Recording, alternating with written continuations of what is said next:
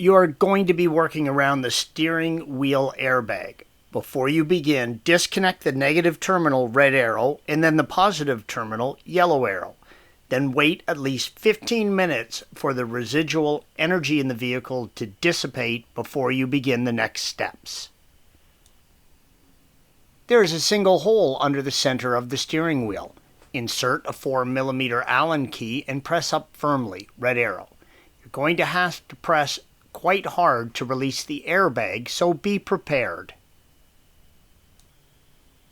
When you release the locking mechanism for the airbag, it will slip forward, red arrow.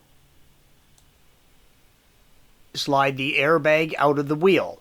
You're going to remove the two electrical connectors and the ground connection, red arrow. Lift up the two orange tabs and separate the electrical connectors. Place the airbag somewhere safe, out of sunlight, and facing upward. The wiring harness, blue arrow, for the airbag sits in a groove in the wheel, red arrow. Make sure this is lined up correctly when reinserting the bag. With the airbag removed, you can see the mechanism that holds the airbag in place, red arrows.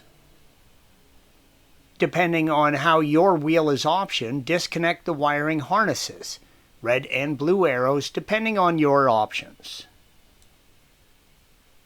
Use a T55 torque on an extension and break loose the nut, red arrow. Hold the wheel while doing this. Do not use the steering lockout to hold the wheel while breaking the nut free. Clean the old Loctite off the nut and apply a small amount of blue Loctite when reinstalling. Mark the steering shaft with the center marking on the wheel, red arrow. You can now pull the wheel straight back and off. This will give you access to the clock spring and switches. Installation is the reverse of removal. Torque the nut to 37 foot-pounds. Thanks for watching. Be sure to subscribe to our channel and check out another video in this series.